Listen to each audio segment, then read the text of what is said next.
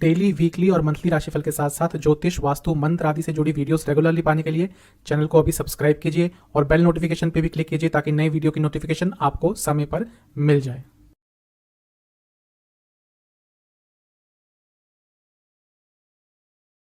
ओम गणेशाय नमः। ओम नमः शिवाय।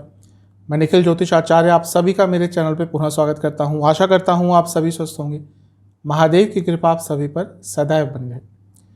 ये वीडियो मेष के लिए अत्यंत महत्वपूर्ण वीडियो है क्योंकि ये वीडियो है मंगल महाराज के राशि परिवर्तन के बारे में। मंगल 10 मई 2023 को अपना राशि परिवर्तन करने वाले हैं और करीबन 50 दिन के लिए कर्क में प्रवेश कर जाएंगे। मंगल सभी के लिए बहुत महत्वपूर्ण ग्रह है, लेकिन आपके लिए ज़्यादा महत्वपूर्ण है। मंगल शौर्य के कारक हैं, मंगल उत्साह के कारक हैं, मंगल साहस के, पराक्रम के, प्रॉपर्टी के, रियल एस्टेट के, कई चीज़ों के कारक है, भाई बहनों के कारक हैं। तो उनका राशि परिवर्तन हमेशा जीवन में बदलाव अवश्य लाता है और उनका राशि परिवर्तन थोड़े लंबे अरसे के लिए होता है, इसलिए कई चीज़ें बदल जाती हैं।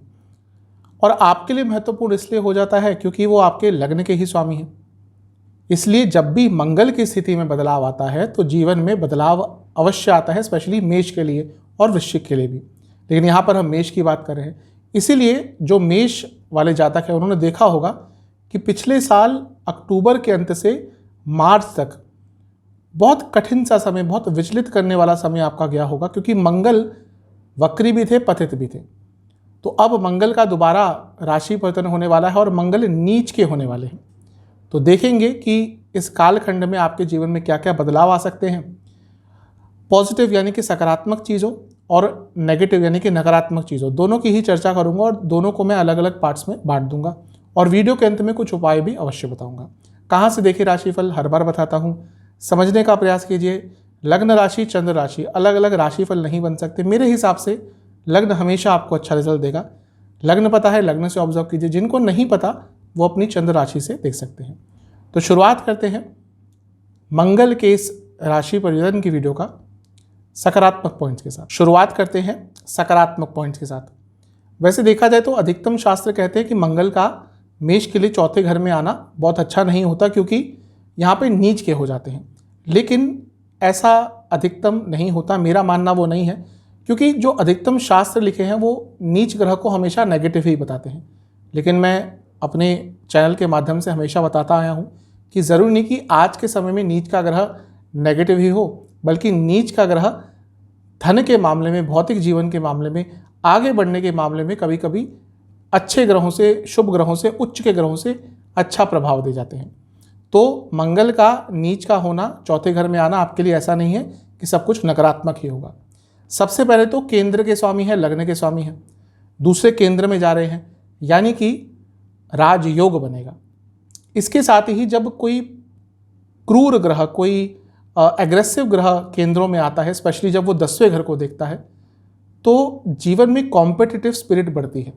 और आज के टाइम में वही व्यक्ति आगे बढ़ता है, या तो जिसका भाग्य बहुत अच्छा हो, या जिसके अंदर कुछ कर गुजरने की एक क्षमता हो, एक ललक हो, एक कॉम्पिटिटिव स्पिरिट हो, एक जुझारूपन हो। तो मंगल वो सारी चीज़ें आपकी बढ़ाने वाले हैं। मंगल चौथे घर में आएंगे तो इमोशंस पर थोड़ा कंट्रोल आएगा, आप बहुत प्रैक्टिकल बनेंगे। इसके साथ ही मंगल, क्योंकि यहाँ पर घर के यानी कि प्रॉपर्टी के स्थान पे ही होंगे, तो हो सकता है आप कोई प्रॉपर्टी खरीदने का भी विचार करें। अब हाँ, इसका एक नेगेटिव स्वरूप भी हो सकता है, जो नेगेटिव पॉइंट्स में मैं डिस्कस करूँगा, क्योंकि मंगल नीच के हैं। लेकिन इसका मतलब ये नहीं कि आप प्रॉपर्टी खरीदना चाहते थे तो आप प्रॉपर्टी नहीं खरीदें, बल्कि मैं कहूँगा कि प्रॉपर्टी बनाने के लिए, कंस्ट्रक्ट कराने के लिए थोड़ा बहुत ये समय अच्छा ही होता है। मंगल क्योंकि आपके लिए 8वें घर के भी स्वामी हैं, यानी कि एंसेस्ट्रल प्रॉपर्टी बेचने के लिए भी समय अच्छा है, एंसेस्ट्रल प्रॉपर्टी के वाद विवाद को सुलझाने के लिए भी समय अच्छा है, और कहीं ना कहीं वसीयत आदि से लाभ प्राप्त करने के लिए भी ये समय आपका बहुत अच्छा है। मंगल क्योंकि लग्न के स्वामी हैं, चौथे घर में आ रहे हैं। अगर आप अपने जीवन में स्थिरता चाहते थे, अगर आप चाहते थे कि कुछ ऐसा करें जिससे आगे आने वाले समय में आपको बहुत स्थिर रिजल्ट मिले, वो धन के स्वरूप में हो, करियर के स्वरूप में हो, पैसे के स्वरूप में हो, बिजनेस के स्वरूप में हो, तो ये वो समय है 50 दिन का, जहाँ पे आप कुछ बहुत महत्वपूर्ण कदम ले सकते हैं। और मंगल जब चौथे घर में आते हैं और जब नीच के होते हैं स्पेशली, तो व्यक्ति को कड़े निर्णय लेने की क्षमता देते हैं। कभी कभी ऐसा होता है कि हम जीवन में थोड़े झिझक जाते हैं, कुछ बड़े निर्णय लेने से डर जाते हैं, कुछ कड़े निर्णय लेने से डर जाते हैं। लेकिन मंगल जब चौथे घर में आपके लिए आएंगे तो आपको बड़े और कड़े जो टफ डिसीजन होते हैं उसको लेने में सहायता करेंगे। मंगल की 3 दृष्टियां होती है, इसलिए मंगल को बहुत एक अलग दर्जा दिया गया है, मंगल को बहुत वैल्यू दी गई है। बृहस्पति शनि के साथ साथ मंगल की भी 3 दृष्टियां होती है। तो मंगल की जो चौथी दृष्टि है वो पड़ेगी सप्तम भाव पर। मंगल क्योंकि लग्न के स्वामी हैं और मंगल क्योंकि 8वें के स्वामी हैं, सप्तम से दूसरा स्थान है। तो जो लोग बिजनेस करते हैं उनके लिए पूरा ही ये समय बहुत अच्छा रहेगा। मंगल क्योंकि लग्न के स्वामी हैं और सप्तम को देख रहे हैं, दोबारा आप रिकॉग्निशन प्राप्त करना चाहते थे, आप अपना नाम बनाना चाहते थे कि मेरा नाम बने, मेरे को लोग मेरे नाम से जाने, मेरे परिवार को लोग मेरे नाम से जाने। ये बहुत इच्छा होती है वैसे मेष लग्न के जातकों में कि उनके परिवार को उनके नाम से जाना जाए। तो ये वो समय है जब आप कुछ ऐसा कर सकते हैं जिससे आपका नाम बनेगा, आपकी शोहरत बढ़ सकती है, आपका पॉपुलैरिटी बढ़ सकती है, आपको रिकॉग्निशन एक अलग लेवल की प्राप्त हो सकती है। नया बिजनेस स्टार्ट करने के बारे में सोच रहे थे, समय अच्छा है। नए पार्टनर्स ढूंढ रहे थे, समय अच्छा है। इसमें भी एक चीज़ है जो नेगेटिव पॉइंट्स में बताऊंगा मैं, लेकिन बिजनेस को आगे बढ़ाने के लिए समय अच्छा है। और क्योंकि ये स्थान चौथे से चौथा है तो प्रॉपर्टी के संबंध में भी ये समय अच्छा ही है। मंगल की 7वीं दृष्टि 10वें स्थान पर रहेगी और 10वें स्थान पर कौन सी राशि है? मंगल की उच्च की राशि यानी कि कैप्रिकॉर्न, मकर। मैं बता चुका हूं कई बार कि कोई ग्रह या तो स्वराशि को देखता है या अपनी उच्च की राशि को देखता है, इवन मूल त्रिकोण राशि को भी देखता है, तो उस भाव को स्ट्रॉन्ग कर देता है। तो करियर का भाव आपका बहुत स्ट्रॉन्ग रहेगा, करियर में आगे बढ़ने की संभावना बढ़ेगी। क्योंकि मंगल 8वें घर के भी स्वामी है जो 10वें घर से लाभ स्थान है, तो करियर में इनकम बढ़ सकती है और जॉब चेंज करने की अपॉर्चुनिटी भी आपके लिए बहुत आएगी। स्पेशली अगर आप टेक्निकल फील्ड की कोई जॉब करते हैं, स्किल बेस्ड जॉब करते हैं, तो ये 50 दिन का समय आपके लिए बहुत अच्छा है। मंगल की 8वीं दृष्टि लाभ स्थान पे है। अब देखिए ये कितना अच्छा संयोग है। मंगल लग्न के स्वामी है, मंगल 10वें घर को देखेंगे, मंगल लाभ स्थान को देखेंगे। साफ बता रहा है कि जीवन में आगे बढ़ने की क्षमता रहेगी और स्पेशली कार्य क्षेत्र में, और क्योंकि बिजनेस को भी देख रहे हैं तो बिजनेस में भी आपको लाभ होगा और तेज गति से आप आगे बढ़ सकते हैं। तो मंगल आपको बहुत सारे अच्छे प्रभाव दे रहे हैं। एक और बहुत अच्छा प्रभाव है जो शास्त्रों में कई जगह लिखा और मैंने भी देखा है, मंगल जब चौथे घर में होते तो व्यक्ति को देश से बाहर जाने में मदद करते हैं। अब इसका कोई वैसे हम देखें कि भाव ना 12वें घर के स्वामी है ना राहु का यहाँ पे कोई लेना देना है, फिर क्यों कहा जाता है? जब भी कोई पाप ग्रह चौथे घर में बैठता है तो व्यक्ति को अपने घर से दूर करता है। तो यदि आप परदेश जाना चाहते थे यानी कि विदेश जाना चाहते थे और योग नहीं बन रहे थे, तो ये 50 दिन का समय है जब आप बाहर जाने के संबंध में कुछ ना कुछ अच्छा प्राप्त कर सकते हैं। तो ओवरऑल मंगल आपको बहुत अच्छे रिजल्ट भी देंगे। नेगेटिव की बात तो करेंगे ही थोड़ी देर में। जो मैंने चीज़ें बताई है, बिजनेस है, करियर है, लाभ है, ग्रोथ है, इन सब चीज़ों पर डटकर काम कीजिएगा।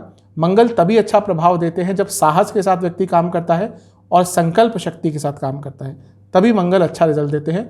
इन सारी चीज़ों में लाभ आपको अवश्य प्राप्त करना है। अब नेगेटिव पॉइंट्स की बात करते हैं। सबसे पहले तो देखिए कि लग्न के स्वामी हैं मंगल और नीच के हो रहे हैं। सबसे पहले तो सेहत पर नेगेटिव प्रभाव पड़ेगा। मैं बता चुका हूँ कि लग्न में अगर कोई नीच का ग्रह आता है, लग्न के स्वामी वक्री होते हैं, नीच के होते हैं, अस्त होते हैं, तो सबसे पहले सेहत पर ही प्रभाव पड़ता है। तो सेहत पर ज़्यादा प्रभाव पड़ेगा। और चौथा भाव है तो इमोशनल सेहत, जो मानसिक सेहत है उस पर भी ज़्यादा प्रभाव पड़ सकता है। तो सबसे पहले तो आपको अपनी सेहत को लेकर कॉन्शियस रहना है। ये जो चौथा भाव है ये माता का भी होता है और ये स्थान नवम से भी अष्टम होता है। तो यहाँ पे जब कोई पाप ग्रह आता है तो पिताजी और माताजी दोनों की ही सेहत थोड़ी बिगड़ सकती है। तो आपको अपने घर में अपने पिताजी और अपनी माताजी की सेहत का भी आने वाले 50 दिनों में बहुत ध्यान रखना है। सुख की कमी होती है। अब सुख क्या है? सुख तो बहुत सब्जेक्टिव चीज़ हो जाती है, हर व्यक्ति का सुख अलग अलग होता है। लेकिन ओवरऑल जब मंगल यहाँ पे आते हैं तो सुख की कमी देते हैं। अर्थात ये हुआ कि कुछ अच्छा भी होता है ना तो आप उसको ज़्यादा इंजॉय नहीं कर पाएंगे इस आने वाले 50 दिन के समय में। तो सुख की थोड़ी कमी यहाँ पे अवश्य रहेगी। इसके साथ ही यहाँ पे छोटे मोटे एक्सीडेंट के योग भी बन जाते हैं, तो उन चीज़ों से भी आपको थोड़ा बच के रहना है। मैंने कहा था कि प्रॉपर्टी खरीदने के लिए अच्छा समय है, कंस्ट्रक्शन आदि के लिए अच्छा समय है। ध्यान बस ये देना है कि अगर आप प्रॉपर्टी खरीद रहे हैं तो जो भी लीगल उसके कंपोनेंट्स होते हैं कि कोई टाइटल में प्रॉब्लम तो नहीं है, कोई लीगल केस तो नहीं चल रहा, कोई और पंगा तो नहीं है लैंड के साथ, प्रॉपर्टी के साथ, बिल्डर की प्रॉपर्टी अगर ले रहे हैं तो कुछ और उसका प्रॉब्लम तो नहीं चल रहा। इन सब चीज़ों को चेक करके ही, भले कोई लीगल एडवाइस भी आपको लेना पड़े तो ले लीजिएगा, लीगल कंसल्टेशन ले लीजिएगा, तभी प्रॉपर्टी खरीदने के बारे में विचार कीजिएगा। इसके साथ मैंने एक और चीज़ कही थी कि अगर बिजनेस में नई पार्टनरशिप करना चाहते हैं तो भी ठीक है, लेकिन वहाँ पे मैंने कहा था कि एक चीज़ का ध्यान रखिएगा, ध्यान उनको रखना है जो ऑलरेडी पार्टनरशिप में हैं। आपका बिजनेस ऑलरेडी अगर पार्टनरशिप में है, ये वो 50 दिन का समय है जब आपके पार्टनर्स आपको नुकसान या आपको धोखा भी दे सकते हैं। चौथे घर के मंगल अपनों से दुख दिलवाते हैं, चौथे घर के मंगल दोस्तों से दुख दिलवाते हैं। तो ये सारी चीज़ें आपको देखने को मिलेगी। और कहीं कहीं पे ऐसा लिखा भी होता है कि व्यक्ति की बुद्धि पर पर्दा आ जाता है, अर्थात ये होता है कि व्यक्ति बहुत गलत निर्णय गुस्से के कारण या कई चीज़ों से इन्फ्लुएंस होकर कुछ गलत निर्णय भी ले लेता है। तो उस चीज़ का भी आपको ध्यान रखना है कि आवेग में आकर, गुस्से में आकर कोई गलत निर्णय आपको ज़्यादा नहीं लेना। तो ओवरऑल आपको इन सब नेगेटिव पॉइंट्स का बहुत ज़्यादा ध्यान देना है। घर में बहुत कलह कलेश रहेगा, चौथा घर है, नीच के मंगल है, घर में लड़ाई झगड़े चलते रहेंगे। आपको यही प्रयास करना है कि थोड़ा सा इन चीज़ों पर ध्यान दीजिए, थोड़ा सा कंट्रोल करिएगा। अपने ऊपर कंट्रोल कर लेंगे तो चीज़ें ठीक हो जाएंगी। एक और चीज़ है, मैंने कहा था कार्य क्षेत्र में आगे बढ़ेंगे अवश्य, लेकिन मंगल दिग्बल लूज कर चुके हैं। तो स्पेशली वह लोग जो बड़ी पोजीशंस पे काम करते हैं अपनी कंपनी में, आप बहुत बड़ी पोजीशन पे हैं, आप बहुत बड़े किसी पद पर हैं, उनकी अथॉरिटी को चैलेंज किया जाएगा। कुछ ऐसा करा जाएगा कि आपके शायद जूनियर भी आपकी ना सुने ढंग से, और आपके पास जो पावर्स है उसको भी क्वेश्चन किया जाएगा। तो उनके लिए थोड़ा नकारात्मक प्रभाव रहेगा। सेहत की बात मैंने शुरू में कही, हृदय संबंधित प्रॉब्लम तंग करेगी, ऑलरेडी आपको कोई प्रॉब्लम है, दिक्कत बढ़ेगी। किडनी की प्रॉब्लम तंग करेगी, रक्त विकार, ब्लड डिसऑर्डर्स तंग करेंगे, और चेस्ट की प्रॉब्लम, लोअर बैक की प्रॉब्लम बहुत ज़्यादा तंग करेगी। तो इन सब नेगेटिव चीज़ों का भी थोड़ा सा ध्यान रखिएगा। अब उपाय की बात कर लेते हैं। सरल उपाय आपको करने हैं। ये उपाय कब करने हैं? मेरे हिसाब से 10 तारीख से पहले कर लीजिएगा तो अच्छा प्रभाव रहेगा, या फिर जब भी वीडियो देखते हैं तब कर सकते हैं, किसी मंगलवार को कर सकते हैं। वीडियो देखने के बाद अच्छा प्रभाव रहेगा। करना क्या है, आपको या तो बजरंग बली के मंदिर जाना है, घर में भी कर सकते हैं, लेकिन अगर मंदिर जाने का मौका मिले ज़्यादा अच्छा रहेगा। बजरंग बली को थोड़ा सा सिंदूर अर्पण करना है। बजरंग बली को आपको मिश्री का और घर में बने किसी भी मिष्ठान का भोग लगाना है। इसके साथ ही आपको बजरंग बली को कोई लाल फूल भी अर्पण करने हैं। फिर वहाँ पर बैठ कर आपको हनुमान बाहुक का 3 बार पाठ करना है। ये उपाय कर लीजिएगा और मंदिर में कुछ दक्षिणा अपने इच्छा अनुसार, अपनी क्षमता अनुसार दे के आइएगा। आपके लिए मंगल महाराज का ये जो राशि परिवर्तन है अधिकतम शुभ ही प्रभाव अवश्य देगा। आशा करता हूँ कि वीडियो आपके काम आएगा। चैनल पे नए हैं, सब्सक्राइब कीजिए और वीडियो को लाइक कीजिए। मिलता हूँ अगली वीडियो में, तब तक के लिए ओम नमः।